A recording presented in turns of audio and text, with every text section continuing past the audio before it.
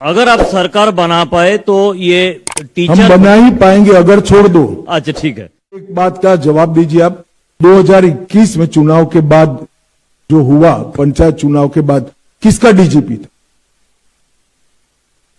Bharatiya Janata party के कार्यकर्ताओं को चुन चुन कर मार दिया गया। कैसे जस्टिफाई करेंगे अभिषेक बनर्जी? क्या बात करते हैं वो? सबसे कम हमले अगर रामनवमी पर हुए हैं तो इस बार हुए, और उसका कारण है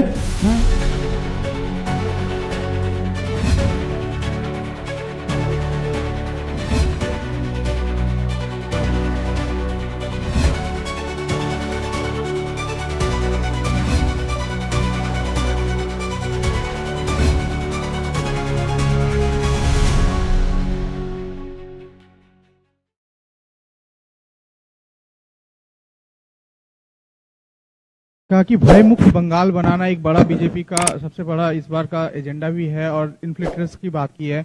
लेकिन जिस तरह से मुख्यमंत्री ममता बनर्जी खुद स्टेज में खड़ी होकर ये कहती हैं कि बीजेपी अनऑफिशियल प्रेसिडेंट रूल लगा चुकी है, रिसफल हो रहा है आईएएस आईपीएस ऑफिसर का, अब कोई भी अगर किसी तरह का दंगा होता है तो उसकी जिम्मेदारी इलेक्शन कमीशन को लेना है और बीजेपी को लेना है। कल ही देखा गया रामनवमी के दिन में मुर्शिदाबाद में एक वायलेंस का वहां घटना को अंजाम दिया गया। तो सर किस तरह से देखते हैं, क्योंकि चुनाव है, एमसीसी लागू है और जिस तरह का माहौल अभी से बन रहा है, सर क्या कहना है इस विषय पर? देखिए, देश भर में जहां जहां चुनाव होता है, जिन अधिकारियों के कामकाज पर सवाल उठे हुए हैं, चुनाव आयोग उसके ट्रांसफर पोस्टिंग में दखल देता है, वो पूरे देश भर में हो। बंगाल में इसलिए ज्यादा दिखता है, यहां सारे अधिकारी ही एक प्रकार से इनकी कैडर बन गए, तो यहां कुछ ज्यादा दिखाई पड़ता है। परंतु ममता बनर्जी जी अगर ये सोचती है कि विक्टिम कार्ड खेलकर हम सिंपैथी प्राप्त करेंगे, तो आपको कॉन्क्रीट मुद्दों का जवाब देना पड़ेगा और इससे बच नहीं पाओ। जहां तक लॉ एंड ऑर्डर का सवाल है, जहां जहां भारतीय जनता पार्टी की सरकारें आई, चाहे असम हो, चाहे उत्तर प्रदेश हो, एनडीए की सरकार बिहार में भी आई, हम बदतर से बदतर व्यवस्था से राज्यों को बाहर निकाले हैं। ये हमारा ट्रैक रिकॉर्ड है। बंगाल की जनता हम पर भरोसा कर सकती है। हम बदतर से बदतर हालत वाले राज्यों से एक अच्छे सुशासित राज्यों में परिवर्तन करने का हमारा ट्रैक रिकॉर्ड है और बंगाल में भी हम इसको आगे बढ़ाएंगे। আর ভারত পৌলমী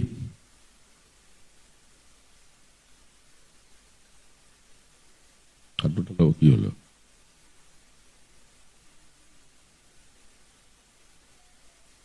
के अलावा और कोई मुद्दा है जो आप प्रवक्ता से उठाना चाहेंगे? उसके साथ साथ नहीं, जरा रिपीट करिए आप। ममता बनर्जी की कुशासन के अलावा और कोई मुद्दा है जो आप प्रवक्ता से उठाना चाहेंगे? उसके साथ साथ भाजपा का कोई रेवोल्यूशन है जेन जेड के लिए जो कुशासन खत्म होने के बाद?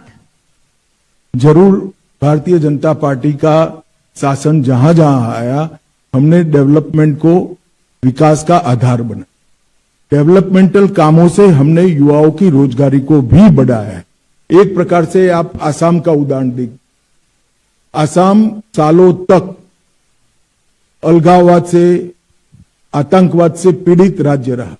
आज 10,900 से ज्यादा युवा हथियार डाल चुके हैं।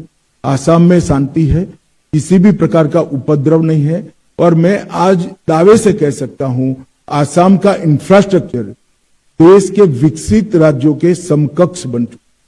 और आसाम में आज न केवल सेमीकंडक्टर, ढेर सारी इंडस्ट्री भी लग रही है।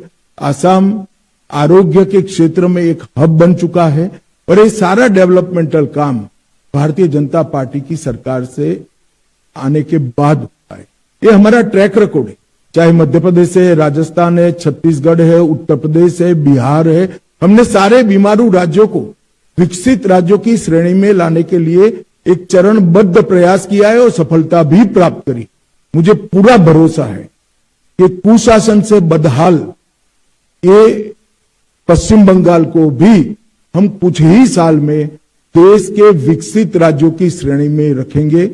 बंगाल के अंदर बहुत सारे नेचुरल संसाधन पड़े हैं, मां गंगा की यहां पर कृपा है, अकूत पानी पड़ा है, मेहनत का श्रमिक यहां पर है और बंगाल एक जमाने में इंडस्ट्री का, देश भर की इंडस्ट्री का हब हुआ करता था। ये सारी चीजें कम्युनिस्ट और टीएमसी की अव्यवस्था वाले शासनों से, कुशासन से समाप्त हुई है। जैसे ही एक अच्छी सरकार आएगी, बंगाल अपनी पुरानी गौरवमयी जगह जो देश के अंदर बंगाल को हासिल थी उसको फिर से प्राप्त कर। एबीपी आनंद शिवाशीष मौलिक।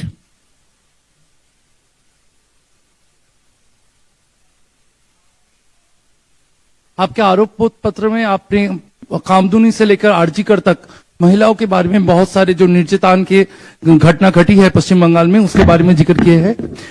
अगर भाजपा का सरकार आए तो इन मुद्दों में क्या एक्शन प्लान होगा, इसके बारे में आपका प्लानिंग क्या है?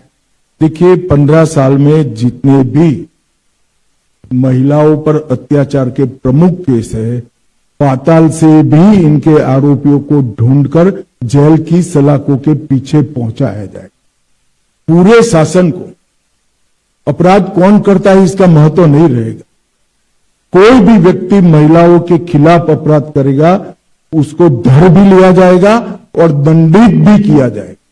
और जहां जहां हमारी सरकारें आई है हमने कर दिखाया। हमारा ट्रैक रिकॉर्ड है महिला सुरक्षा के लिए। भारतीय जनता पार्टी और एनडीए की सरकारें हमेशा संवेदनशील रही है। मैं बंगाल की माताओं बहनों को भी भरोसा देना चाहता हूं कि महिलाओं के लिए यहां सुरक्षित वातावरण जिम्मेदार की रचना करने की जिम्मेदारी भारतीय जनता पार्टी की आने वाली सरकार की है। और विशेषकर कामकाजी महिलाओं के लिए पूरी स्वतंत्रता रहे, पूरी सुरक्षा रहे, मुखर कर वो अपनी बात कह सके, अन्याय को मुखर कर वो उठा सके। इस प्रकार की वातावरण का निर्मित करने की जिम्मेदारी भारतीय जनता पार्टी की बनने वाली सरकार की। एनडीटीवी मुनुग्गा।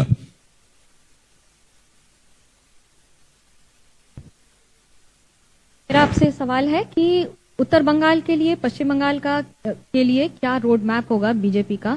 और जिस तरह से बात हिंदुओं की होती है तो रामनवमी पर एक बार फिर से हिंसा की तस्वीरें आई हैं मुर्शिदाबाद और उत्तर बंगाल के कई इलाकों से, कैसे देखते हैं आप? देखिए, इस बार थोड़ा कम ही हिंसा हुई है क्योंकि ममता जी के चहेते ऑफिसरों को चुनाव आयोग ने ट्रांसफर कर दिया। फिर भी हिंसा जरा भी नहीं होनी। हम सब समुदाय की सुरक्षा की यहां पर चिंता करेंगे और विशेषकर बहुमत समाज की, क्योंकि तुष्टीकरण के कारण बहुमती समाज के साथ यहां बड़ा अन्याय हुआ है। जहां तक उत्तर बंग का सवाल है, बहुत अन्याय हुआ है। पहले कम्युनिस्टों ने भी किया और बाद में ममता बनर्जी ने भी किया है। उत्तर बंग हमारे देश की सुरक्षा के लिए भी बहुत महत्वपूर्ण क्षेत्र है और समग्रता से बंगाल के विकास को अगर गति देनी है तो नॉर्थ बंगाल को भी गति देनी पड़ेगी। वहां इंफ्रास्ट्रक्चर, स्वास्थ्य, इंडस्ट्रियल डेवलपमेंट और शिक्षा, ये चारों क्षेत्रों को, और उत्तर बंग की जिस प्रकार की डाइवर्सिटी वाली कल्चर है उसको भी हम बढ़ावा देंगे, इसकी सुरक्षा भी करेंगे। हमारे घोषणा पत्र में उत्तर बंग के लिए एक प्रकार से हम विशेष चैप्टर भी लेकर आने वाले। G24 मौमिता चक्रवर्ती। सर, बंगाल में अभी माइग्रेंट लेबर का बहुत ज्यादा प्रॉब्लम है क्योंकि यहाँ पे नौकरी नहीं है। 5,000 या फिर 8,000 में नौकरी मिल जाए वो भी बहुत बड़ी बात है। तो do you have any specific plan for youth generation? देखिए, इसका समस्या का समाधान एक ही है, यहां पर इंडस्ट्रियल डेवलपमेंट को गति देना। यहां से कट मनी के कारण, सिंडिकेट के कारण और भ्रष्टाचार के कारण पूरी इंडस्ट्री देश भर में चली गई। आजादी के वक्त बंगाल एक प्रकार से भारत के प्रमुख औद्योगिक राज्यों में से एक माना जाता और कोई जवाब ही नहीं दे रहा है ऐसा क्यों हुआ। अगर यहां पर इंडस्ट्री आती है तो युवाओं के रोजगार की गारंटी अपने आप बढ़ जाती है। हम सबसे पहले इसको प्राथमिकता देंगे। और जो आप बता रही है बहुत कम मुआवजे में रोजगार कर रहे हैं, मतलब उनकी तनख्वाह बहुत कम है, इसका मेन कारण घुसपैठिया है। घुसपैठिया जो घुस रहा है हमारे युवाओं के अधिकारों का, रोजगारी का भी और रोजगारी के मुआवजे मतलब उनकी तनख्वाह का भी बहुत बड़ा खेल बिगाड़ अगर कोई रहा है तो घुसपैठिए बिगाड़ है। एक बार सरहदें सील हो जाएगी, बंगाल के अंदर बहुत सारा परिवर्तन। दूरदर्शन प्रसेनजीत बक्सी। हाँ,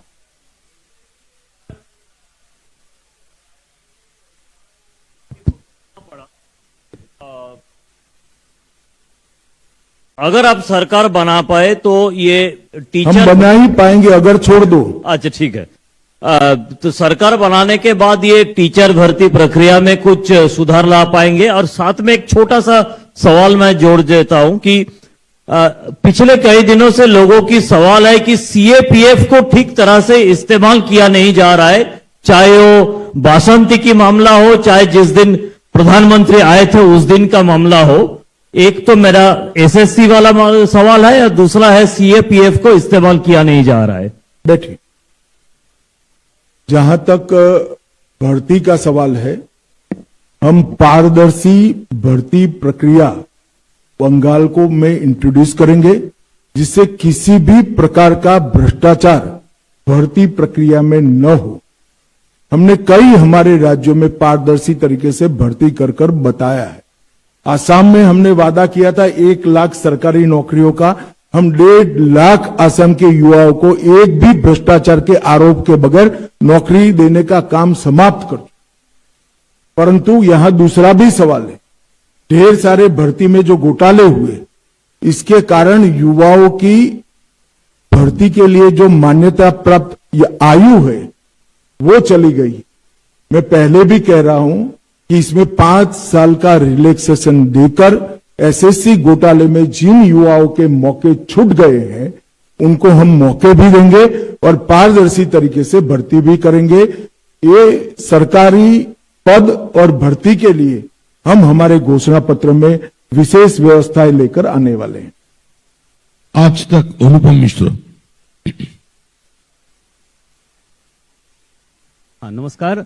मेरा सवाल है, इधर हूं मैं। मेरा सवाल है कि आप जैसे वादा कर रहे हैं 45 दिन में जमीन वापस और 45 दिन में जो 7th पे कमीशन है उसको लागू करेंगे, तो क्या जैसा कि आरोप लगाया जा रहा है आरोप पत्र में कि बंगाल बहुत नीचे चला गया है, तो कितने दिनों में, दिन, तारीख या साल आप कुछ बता पाएंगे कि इतने दिनों में बंगाल को इतने नंबर पर, 1 या 2 या 3 नंबर पर पहुंचा पाएंगे? और दूसरा, अभिषेक बनर्जी ने भी थोड़ी देर पहले ट्वीट किया है कि डीजीपी सीएस को हटा देने के वजह से ही ये जो 1-2 दिनों में घटनाएं हुई हैं हिंसा की, वो हो रही हैं। नहीं, मुझे एक बात का जवाब दीजिए आप। 2021 में चुनाव के बाद जो हुआ, पंचायत चुनाव के बाद, किसका डीजीपी था? भारतीय जनता पार्टी के कार्यकर्ताओं को चुन चुन कर मार दिया गया। कैसे जस्टिफाई करेंगे अभिषेक बनर्जी? क्या बात करते हैं वो? सबसे कम हमले अगर रामनवमी पर हुए हैं तो इस बार हुए, और उसका कारण है कि चुनाव आयोग ने न्यूट्रल टाइप के अधिकारी रखे। उकसाने के 50 प्रयास के बावजूद सबसे कम हमले हुए।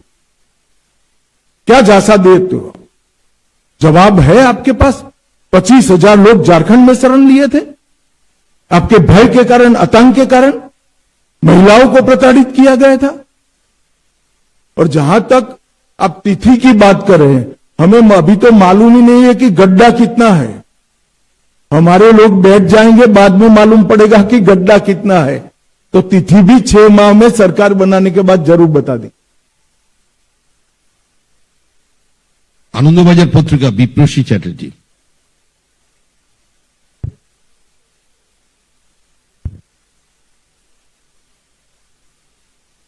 Honorable Home Minister, sir, I want to ask you a question regarding the migrant laborers who speaks in Bengali have been beaten in various states. As a Home Minister, what is your thought about that matter? देखिए, ममता जी बड़ी कुशलता पूर्वक Bengali speaking और बांग्लादेशी दोनों के बीच में भेद को समाप्त कर रही। बांग्लादेश से घुसपैठ करने वाले लोग भी बंगाली बोलते हैं।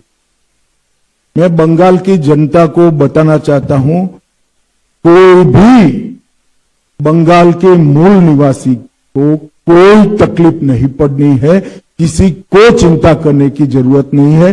मगर इसका मतलब ये नहीं है कि बांग्लादेशी घुसपैठियों को यहां पनाहगाह बनाया जाएगा। हमारा दृढ़ संकल्प है कि घुसपैठियों को चुन चुन कर निकाल दिया। और ममता बनर्जी जी को मैं कहना चाहता हूं कि आपकी ये ट्रिक्स को बंगाल की जनता बहुत अच्छे तरीके से समझ रही है। कृपया कुछ नई ट्रिक लेकर आए तो शायद इल्यूजन खड़ा होगा। ये पुराने तौर तरीके से बंगाल की जनता अब झांसे में नहीं आने वाली। CNN पायल मेहता। वो बोल लो।